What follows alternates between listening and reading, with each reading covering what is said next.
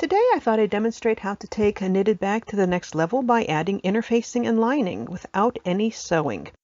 Perhaps you've been wanting to try knitting a bag, but you'd like it to at least be lined and you don't know how to sew. Or maybe you don't own a sewing machine. I'm going to show you how I do this without any sewing at all. Here's the finished example of what I'll be demonstrating. I start with a knitted shell, as I'll be referring to it throughout. It has a flat bottom and side panels to give it some depth.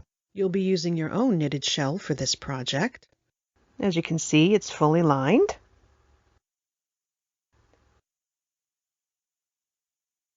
And it's also got some interfacing to give it a little bit of firmness. Note how it stands up by itself here.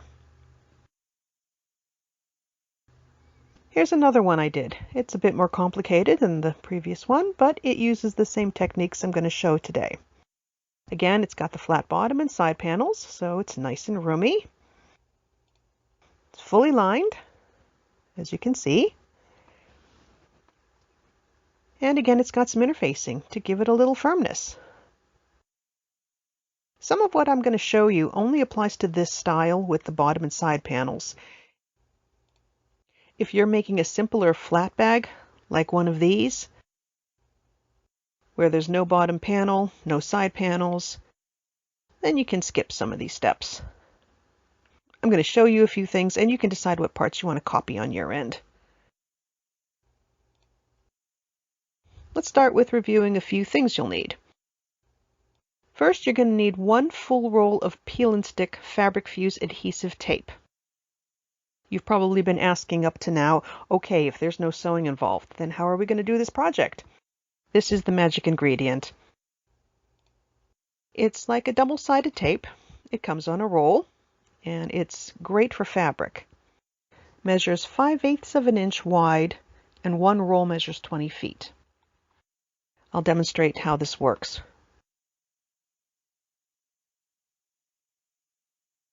You apply a piece of the tape to your fabric, like so. You can cut the piece off first if you want. I like to attach it while it's still on the spool. Squeeze it to secure it nice and tightly. Then remove this backing. So you see that shiny area there, that's the adhesive that's left on the fabric.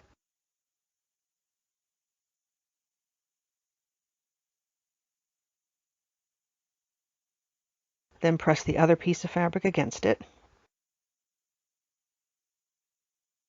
Squeeze it together nice and tight. And give it a little tug. And if you've got the right kind of fabric, it should stick together nice and tight like this. I've had a lot of success using this with my knitted projects. You can find it at Joann's, Amazon, even Walmart. Next thing you're going to need is fabric for your lining. The amount you're going to need will depend on the size of your bag or your knitted shell. When you measure for the width, be sure to add an extra 1.5 inches to that measurement. I'll talk more about why we need to do that later. Also, make sure you test the peel and stick adhesive on the fabric first to make sure it'll stick, because, as I found, it doesn't work on every fabric. Here's some fabric that I thought was great for my project. Let me show you how it worked out.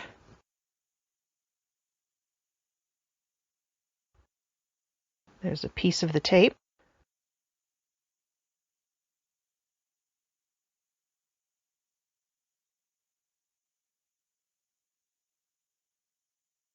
Going to remove the backing.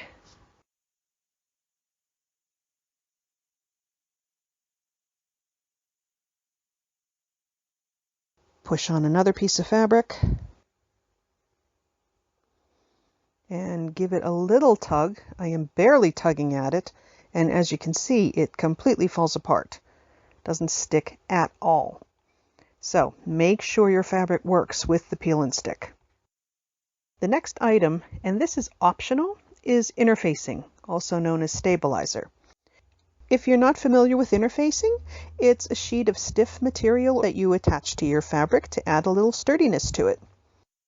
I like my handbags to have that bit of firmness, so when I drop it down on the floor or table, it stands up by itself. like with this example I showed a minute ago. Note the side view there on the right. See how it stands up by itself nicely? Like I said, that's optional. If you don't want that firmness in your bag, you can skip that section.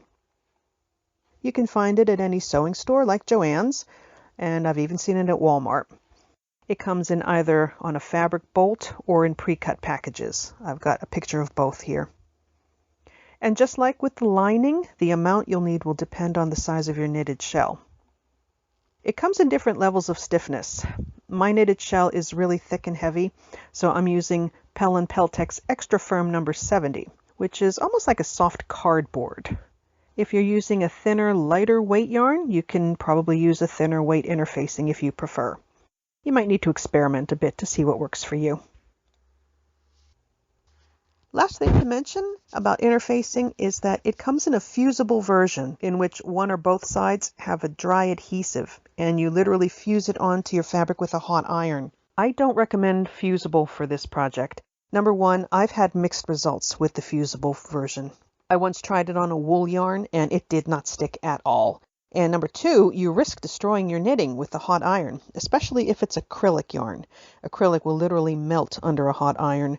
So I recommend sticking with the sew-in version, which is what I'm using here. The last thing you'll need is your knitted bag itself, or the knitted shell, as I refer to it. Here's mine. Very simple design.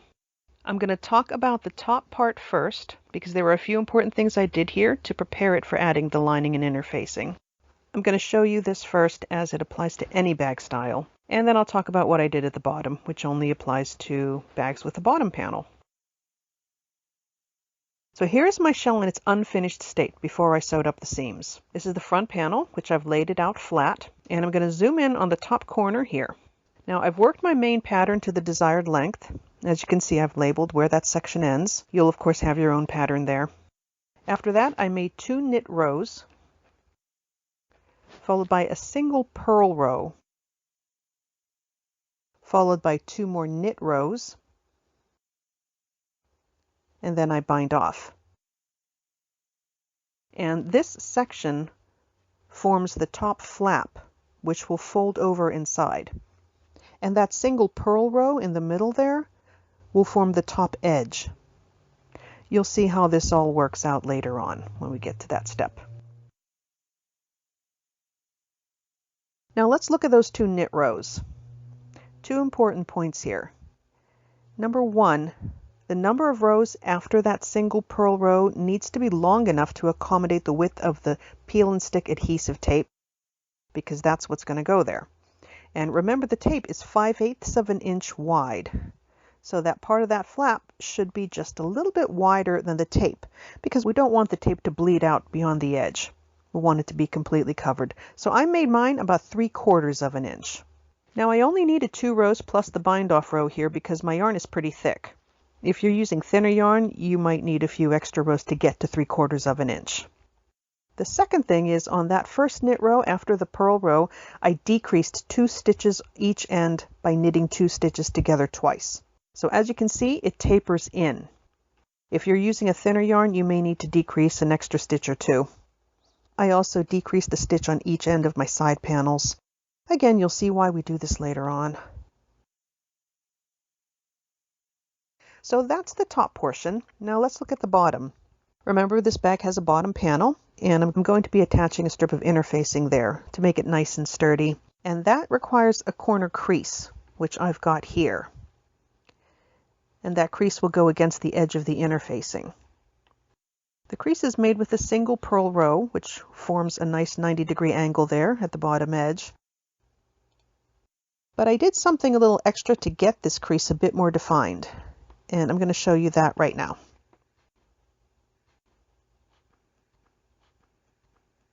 So here's my half-completed shell. You're looking at the completed bottom panel, which is just done in plain old stockinette stitch. And there's that single purl row, which is going to form the crease, and that's followed by 1 knit row. And now I'm about to do a second knit row. And what I'm going to do is I'm going to join the row beneath that purl row with my current row. So looking at the back, it's that row right there. It's a knit row on the front, so here on the back it's a purl. And there's the top of the stitches. So I'm going to pick up the tops of these purl stitches and knit them together with the stitches on the row I'm about to knit.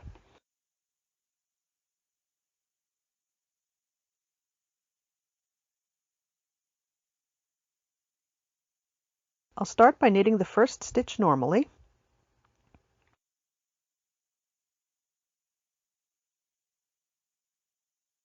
Now I'm going to slip the next stitch knitwise onto my right needle.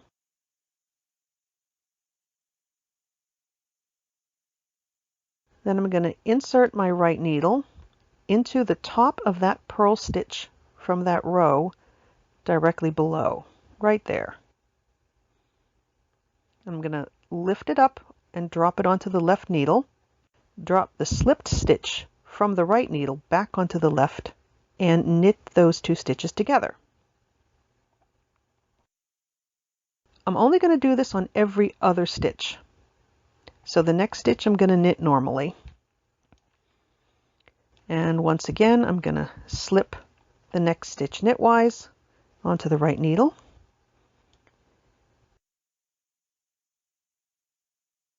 And insert my right needle into the top of that purl, right there. Lift it up onto the left needle, drop the slip stitch from the right needle back onto the left, and knit those two stitches together.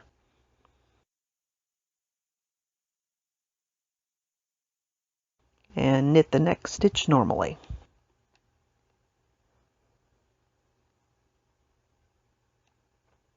Now if you prefer, you can pick up that stitch first, drop it onto your left needle and knit it together with that next stitch, but I found that a little bit harder to do. Try it both. See which is easier for you.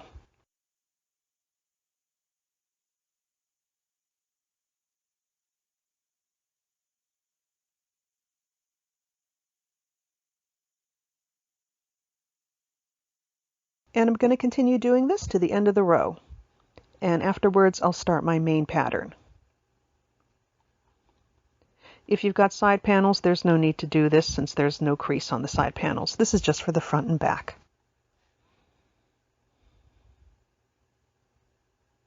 And there you go. This will give you a nice defined corner crease when we finish up the bag. Now I'm going to add some interfacing. As I already mentioned, I'm going to start with the bottom right across there because I want the bottom to be nice and sturdy. And here's the interfacing strip I've cut. Measured it to be slightly smaller than the bag width. I'm going to flip my shell inside out.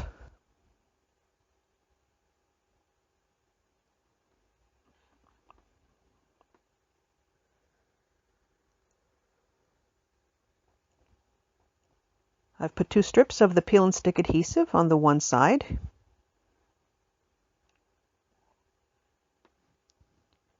I'm going to remove the backing.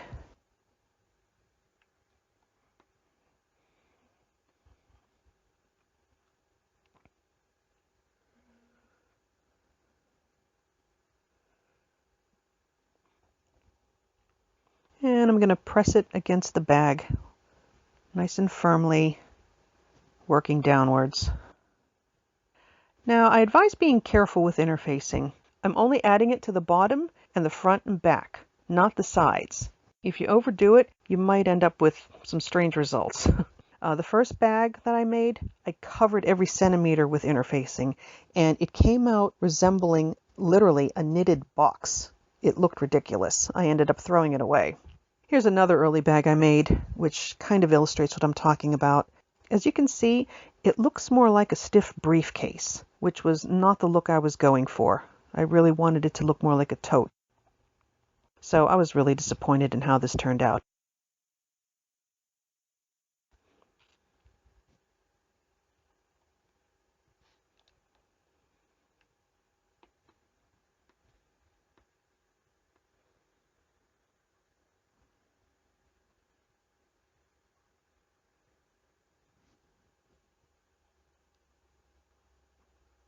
Okay, that's the bottom.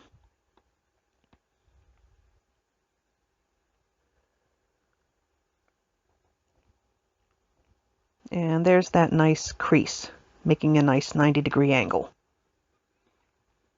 Now I'm going to do the front and back.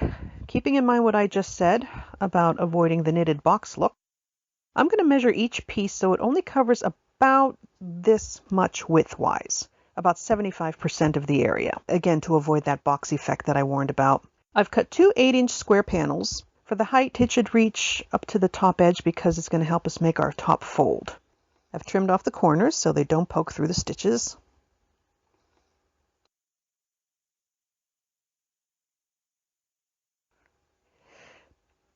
And I've put minimal adhesive on the backs. I've got one strip across the top edge, which will go against the top flap, and then just a crisscross for the body beneath. I want the fibers to be able to move a little bit, again trying to avoid the knitted box look. You can put more if you choose to, but for me this is enough. One important thing I've done is I've marked the top center with a pen right there. And see that pink needle? I put that through the center stitch of the top of my shell. So this will help me keep everything aligned and centered as I put it all together.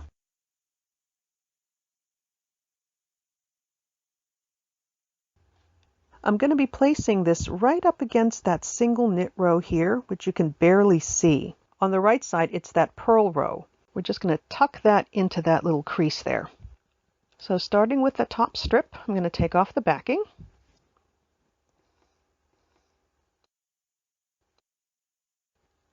And I'm going to tuck it in against that knit row, right up under what will become the flap, like so.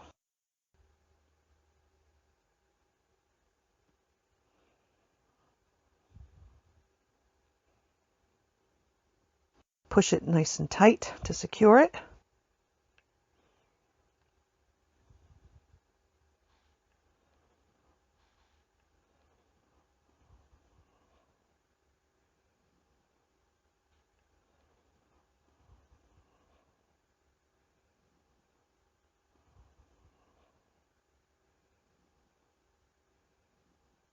And let's see how that looks when I bend that over.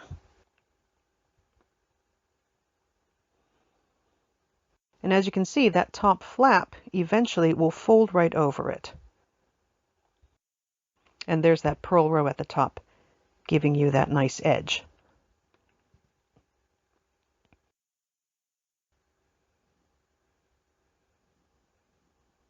So that looks good.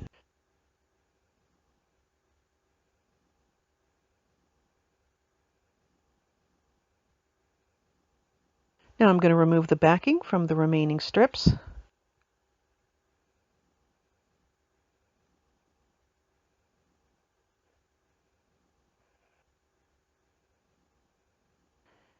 And I'm going to just let it fall right about there, a couple of rows above the bottom corner. I'm not going to stretch the bag out at all.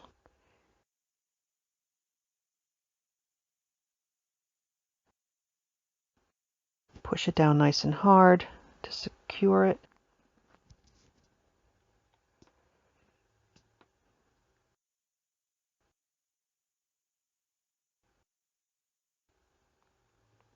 And I'll repeat this on the other side. Next step is the lining. I decided I want my lining to be 11 inches wide by 8 inches high. Now I'm going to be joining the side seams using the adhesive tape, which, as you recall, is 5/8 of an inch wide. I need to accommodate for that by adding 5/8 of an inch plus a little extra to each side, about 1/8 of an inch, just to give you some breathing room when applying it. So that bumps the margin up to 3/4 of an inch. And 3/4 times 2 is 1.5. So my 11 inches becomes 12.5 inches across. So once you decide how wide you want your lining to be, make sure you add 1.5 inches to accommodate for the adhesive tape. No need to do that for the height, just the width. As for the height, as you can see, I cut my fabric long enough to take care of both the front and back sides. I decided I wanted it to be 8 inches long, so I cut my fabric to a length of 16 inches. And then I just folded in half at the bottom, so it's all one piece. so you don't have to worry about a bottom seam. As you can see, I've cut the corners out here, which is just a personal preference. You can skip that if you prefer. The last thing to do is to mark the center of the top on the right side with a pen, just like we did with the interfacing, so that we can align it when we get to that step. So now I'm going to tape up the sides. The tape is going to be applied to the right side of your fabric. So here I'm looking at the right side of my lining. Now, if you've opted not to trim the corners like I did, then you would just need one piece of tape straight down each side. I'm going to remove the backing.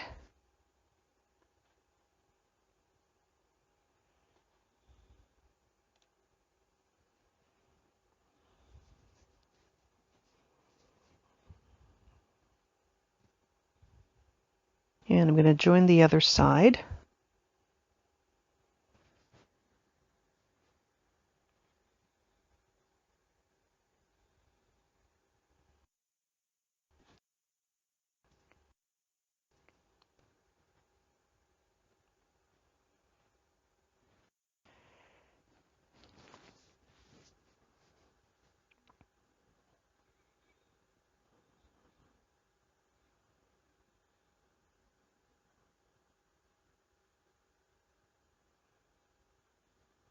The easiest way to do this is to keep it laid flat and just smooth the other piece on top, especially on bigger strips like this. If you just lay it down flat, it's so much easier to join the second piece. But I was worried I couldn't get the camera angle, so I'm doing this the hard way.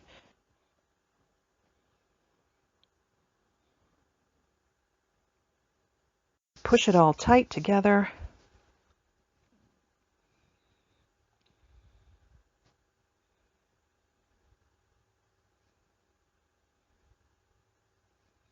Now I'm not done yet here. Next I'm going to put on a strip of adhesive right along the edge here, and I'm going to fold it over just to reinforce it a bit.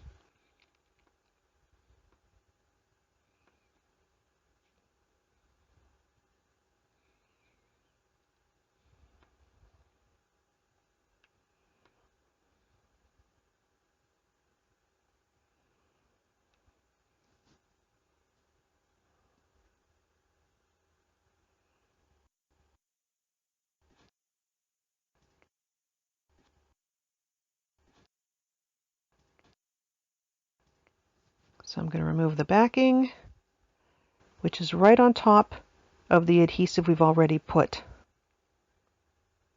And I'm just going to fold it right over.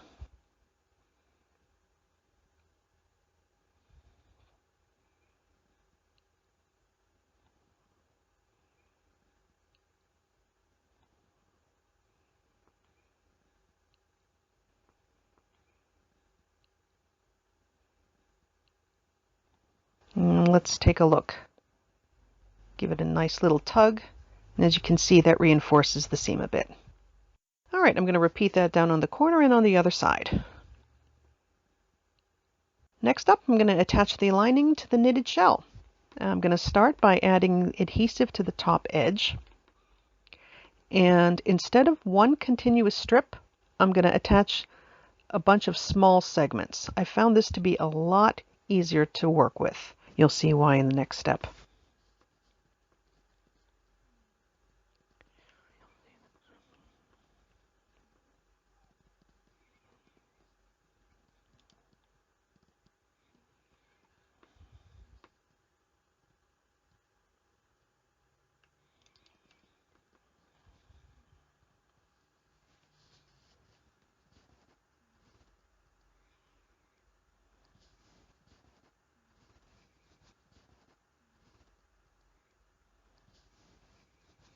I'm going to insert the lining into my knitted shell.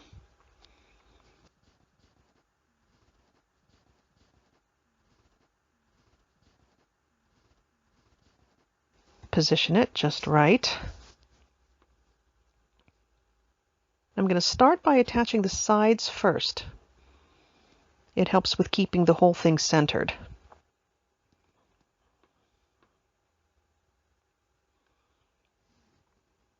And as you can see, I'm being careful to tuck the edge of the lining right into that knitted row, which again on the right side, it's the purl row.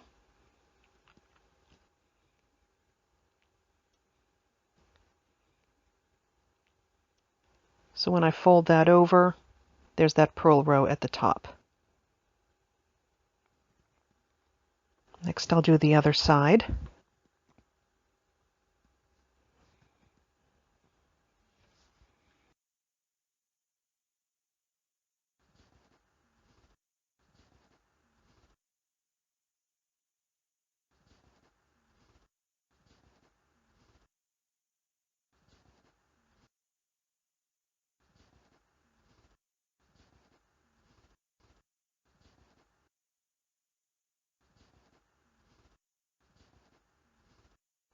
And I fold it over to make sure that purl row forms the top edge.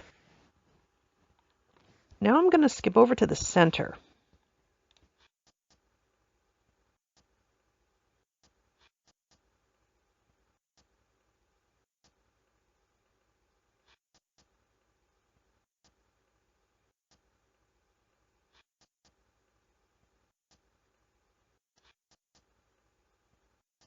And there are those pen marks we made earlier.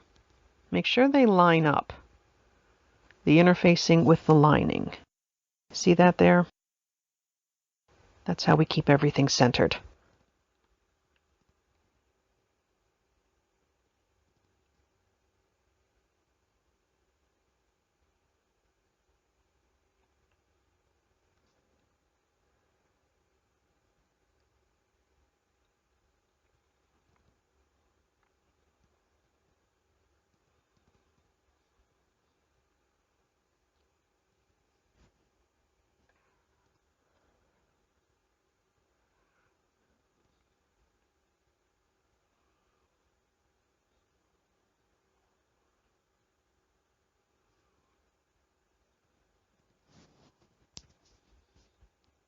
I think it's pretty evident why we use small strips of adhesive rather than one long continuous piece.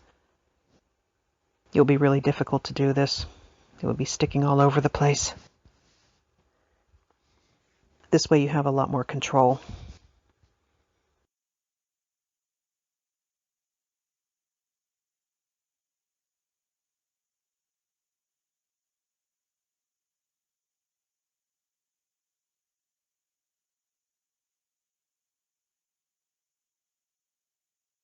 Okay, and that should do it for attaching the lining.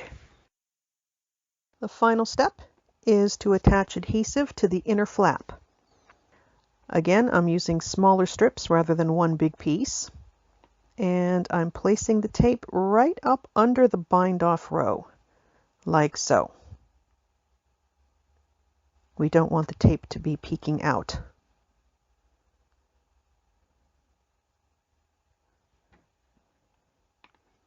I'm going to put this all the way around.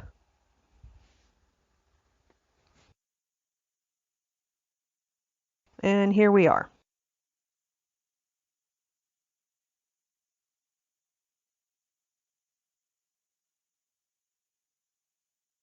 And once again, I'm going to start with the sides.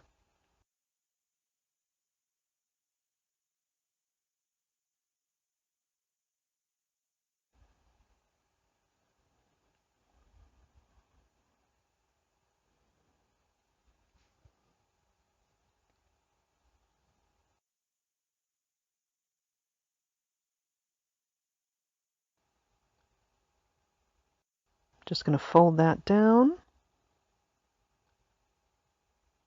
making sure that purl row remains on the top to form the edge.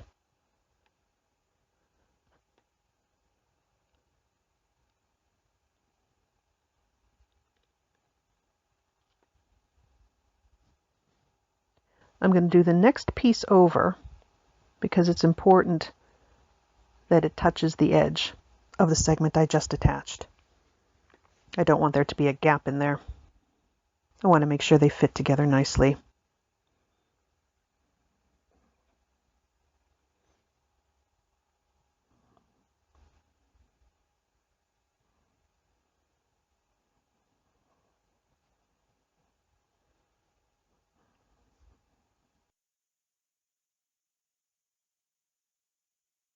Now I'm going to skip over to the center,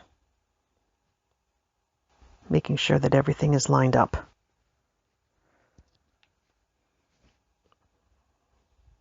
Push everything tight.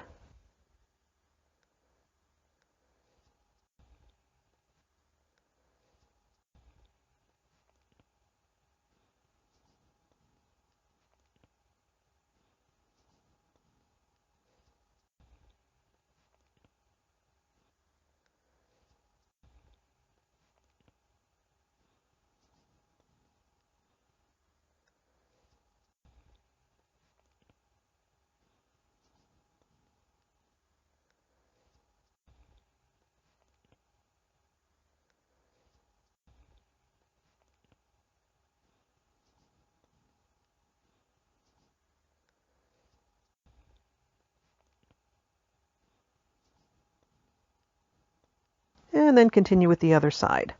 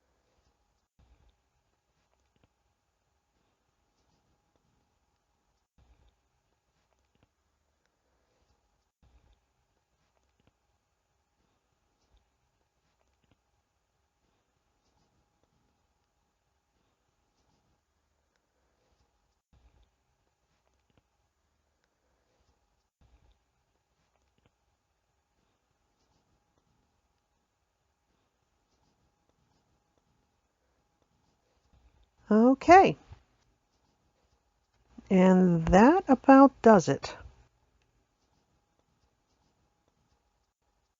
Now here we see why we needed to decrease those stitches when I said to do so earlier. I decreased 6 stitches total here, 4 from the front and back, and 2 on that little side panel, which gave me that little taper effect.